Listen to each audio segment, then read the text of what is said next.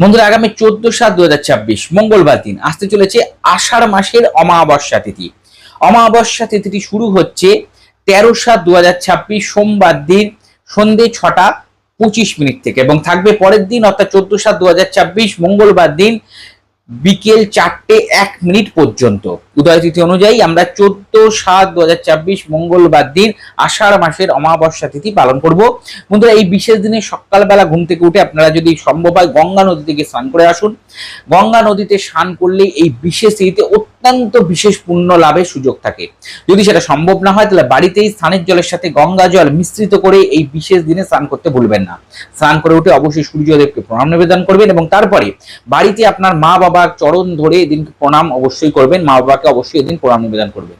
এই বিশেষ তিথি দান ধ্যানের দিন। এই দিন অন্ন এবং বস্ত্র দুস্থ মানুষ দরিদ্র ব্যক্তিদের আপনার দান করতে পারেন। যে কোনো বৃদ্ধাশ্রমে গিয়ে আপনার দান ধ্যান করে আসতে পারেন। বন্ধুরা, এই বিশেষ দিনে আপনারা পিতৃদোষ থেকে মুক্ত হতে পারবেন অত্যন্ত একটা সহজ উপায়ের মাধ্যমে। এই দিন সন্ধেবেলা আপনাদের দুটো বিশেষ স্থানে প্রদীপ জ্বালাতে হবে। এই প্রদীপগুলো আপনারা মাটির প্রদীপ নেবেন এবং তার মধ্যে তিলের তেল দেবেন এবং অল্প পরিমাণে কালো তিল দেবেন। সাদা পলতে সোজা বাতি, সেই বাতিতে আপনারা প্রদীপটি জ্বালাবেন।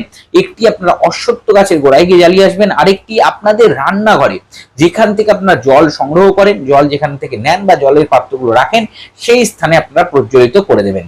এর মাধ্যমে পিতৃদোষ কাটে এবং পিতৃদোষ কাটলে কিন্তু আমাদের জীবন থেকে যাবতীয় বাধা বিঘ্ন খুব সহজে আমরা অতিক্রম করতে পারি। বাধা বিঘ্ন জীবনে কম আসে। বন্ধুরা, এই বিশেষ দিনে অমাবস্যা পড়েছে মঙ্গলবারে, তাই অবশ্যই এই দিন হনুমান চালিসা পাঠ করবেন।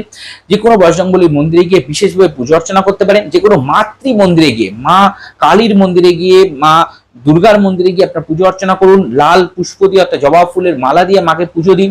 এই বিশেষ দিনে, এই অমাবস্যার দিন মঙ্গলবার দিন অবশ্যই মাতৃ আরাধনার মাধ্যমে দিনটি উদযাপন করুন। সাত্ত্বিকভাবে চলাফেরা করুন, সাত্ত্বিকভাবে খাওয়া দাওয়া করুন। অবশ্যই আপনাদের জীবন থেকে বিভিন্ন ধরনের সমস্যা খুব সহজে আপনারা কাটাতে পারবেন এবং বাড়িতে সন্ধ্যেবেলা বাস্তুদোষ নিরাময় করার জন্য, বাস্তুদোষ থেকে বেরিয়ে আসার জন্য, বাড়িতে পজিটিভিটি নিয়ে আসার জন্য অবশ্যই কর্পূর প্রজ্বলিত করবেন। অর্থাৎ কর্পূর নেবেন এবং তার মধ্যে দুটো লবঙ্গ দেবেন এবং কর্পূরটি জ্বালিয়ে দিয়ে সমস্ত আগে প্রথমে ঠাকুর ঘর আরতি দেখাবেন এবং তারপরে বাড়ির সর্বত্র একটু ঘোরাবেন। এর মাধ্যমে বাড়ির থেকেও যাবতীয় নেগেটিভিটি দূর করা সম্ভব হয়। বন্ধু, এই ধরনের টিপস টোটকা যদি আপনার ভালো লেগে থাকে অবশ্যই চ্যানেলটিকে সাবস্ক্রাইব করে পাশে থাকা বেল বাটনটা ক্লিক করে দিন, যাতে পরবর্তী ভিডিও নোটিফিকেশনগুলো আপনাদের কাছে দ্রুত পৌঁছে যেতে পারে। সকলে ভালো থাকবেন, সুস্থ থাকবেন। নমস্কার।